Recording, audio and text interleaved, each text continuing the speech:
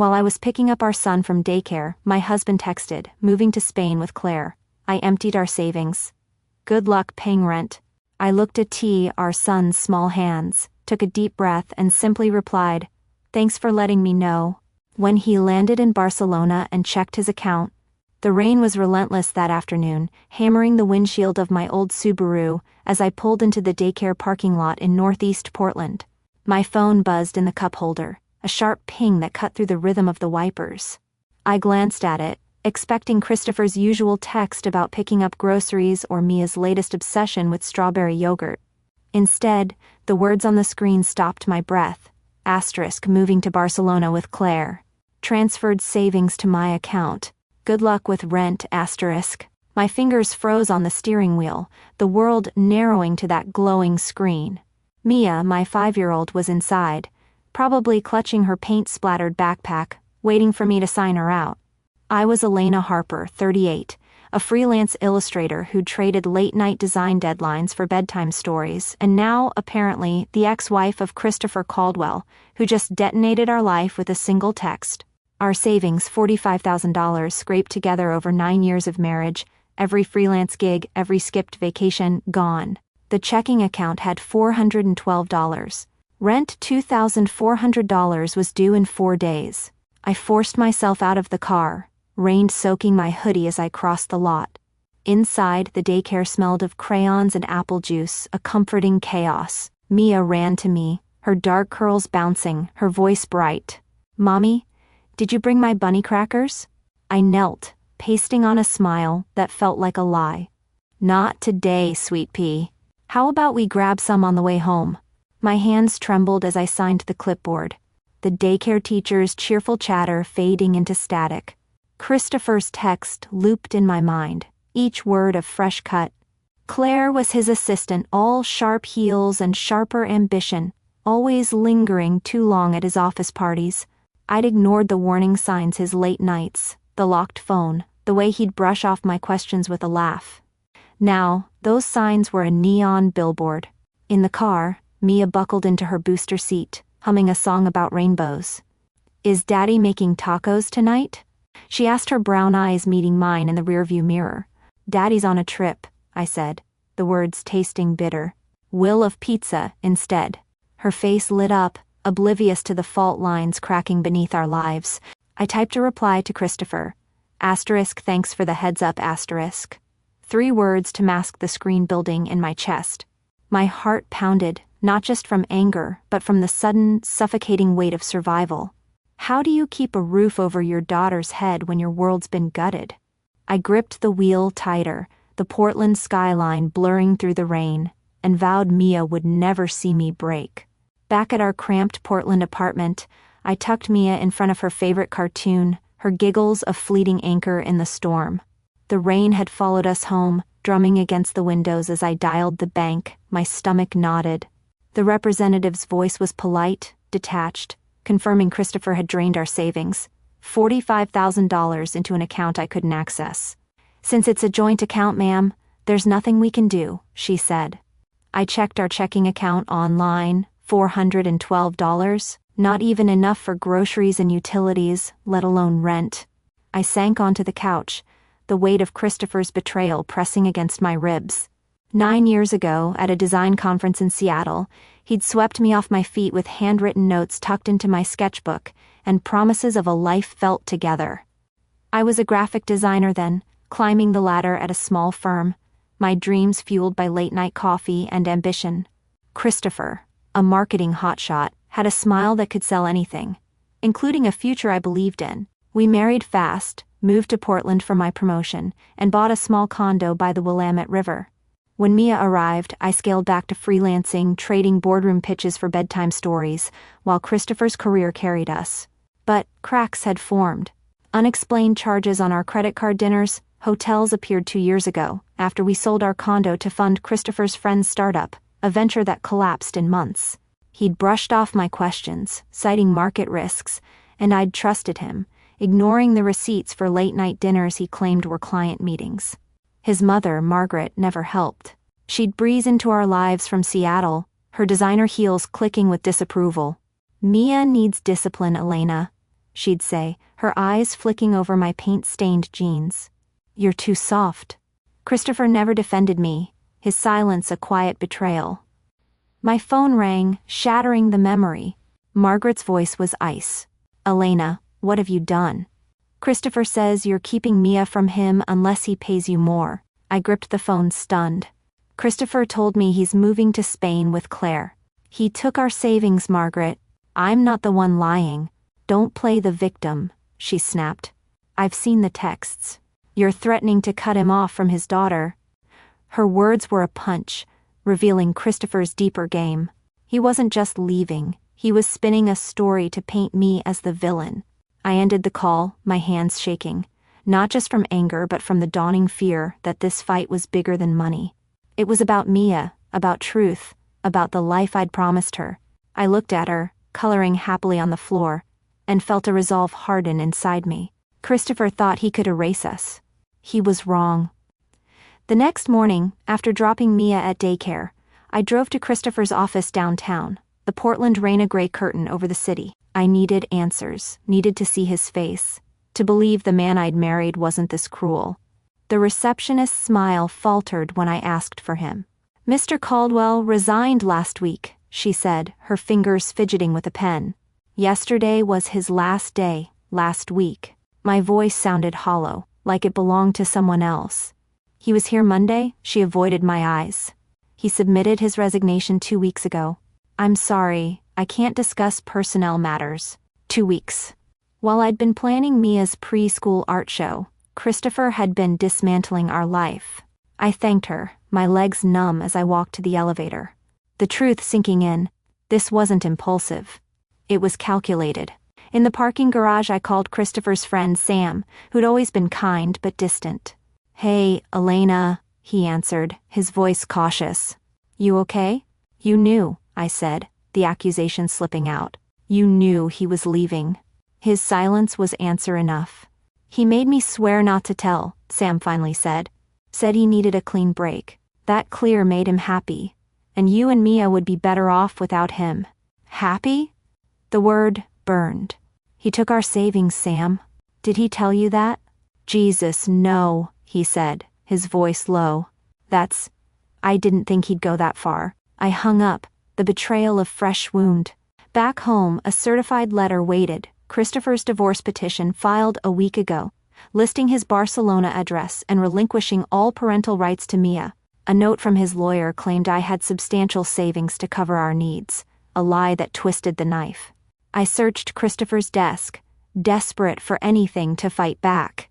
In a drawer beneath old bills, I found an envelope addressed to Margaret. Inside, a birthday card with a note, *Mom, thanks for the Barcelona apartment deposit. Claire, and I can't wait to show you our place. Couldn't have done this without you. Love, Christopher, *. The card was dated 3 months ago, when Christopher first mentioned his promotion. Margaret hadn't just known, she'd bankrolled his escape. My hands shook as I photographed the card, rage and clarity colliding. This was no longer about saving our marriage. It was about saving Mia's future. I sat across from Anna Gwynn in her modest Portland office, the Willamette River glinting through the window. Anna, a divorce attorney recommended by an old college friend, had a no-nonsense warmth that steadied me. I handed her the divorce petition, the bank statements, and the photo of Christopher's note to Margaret. He took everything I said, my voice cracking. And he's trying to make me the bad guy.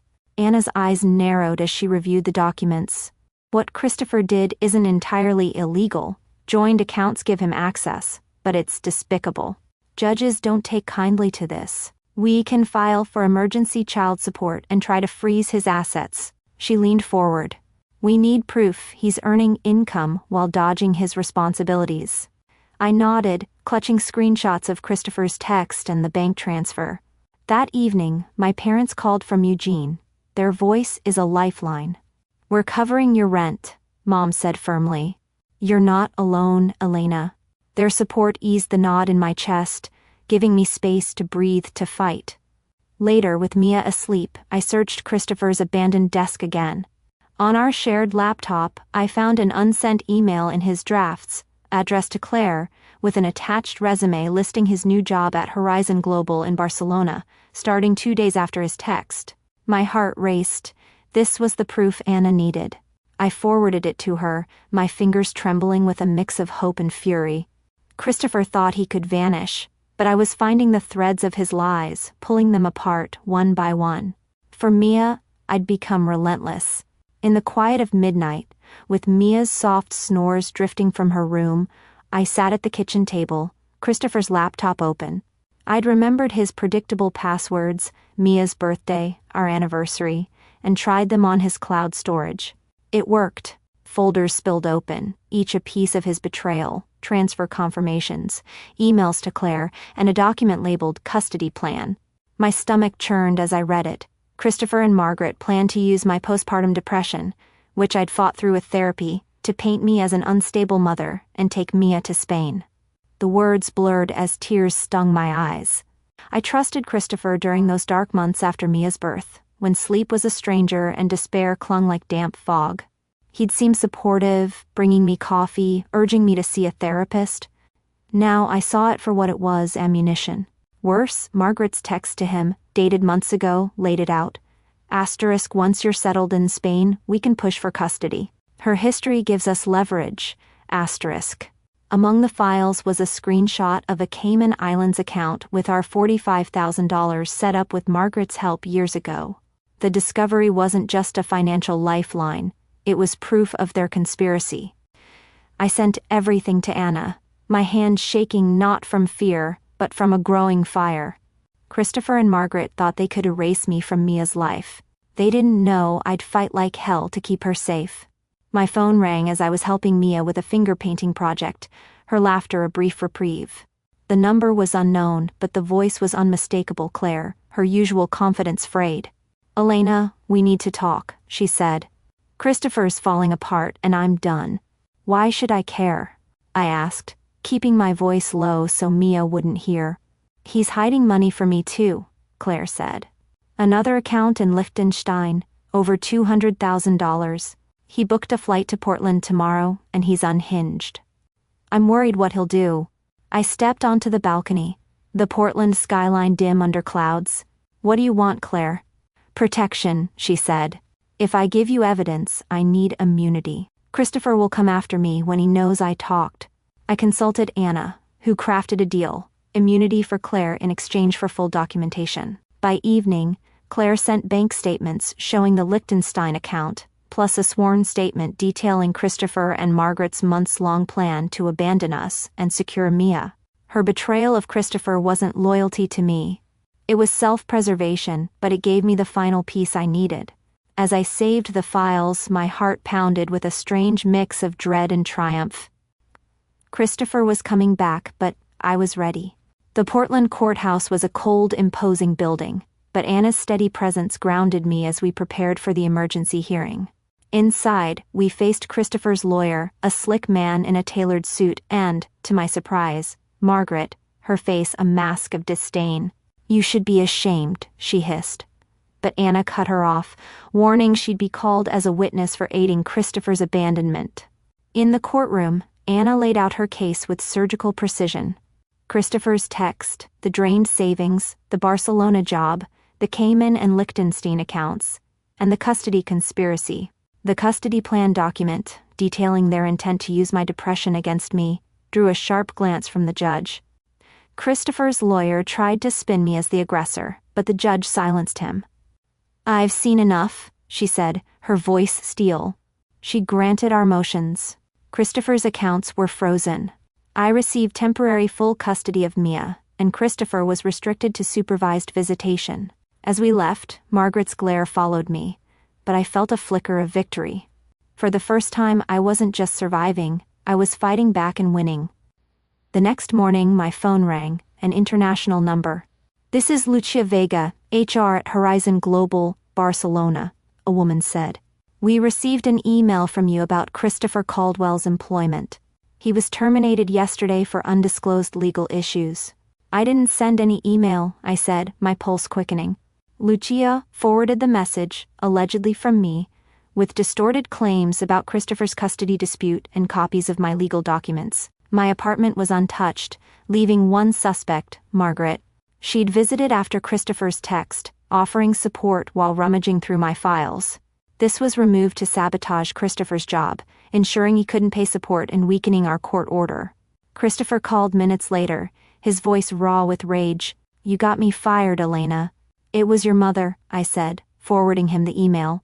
"Check the documents. She had access when she was here."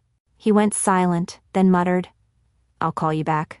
An hour later, he sent texts between him and Margaret, revealing her plan to undermine me from the start, including pushing for Mia's custody by painting me as unstable. The betrayal cut both ways. Christopher hadn't known the full extent of her manipulation. I sent everything to Anna, who filed for identity fraud charges.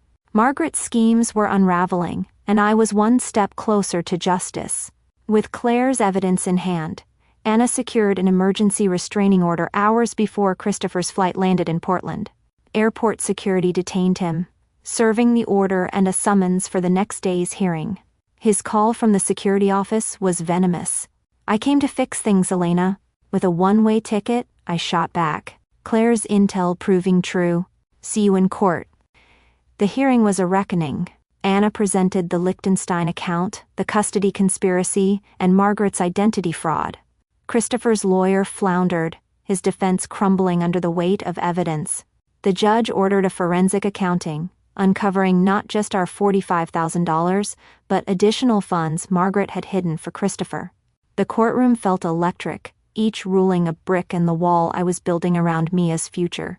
Christopher's defiance faded, his eyes meeting mine with something like regret, but I was done searching for the man I thought I knew.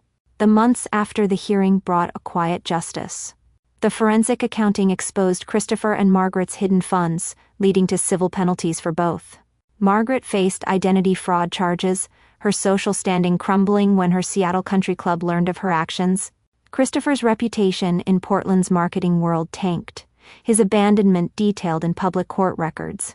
He rarely used his supervised visitation rights, fading from Mia's life like a shadow.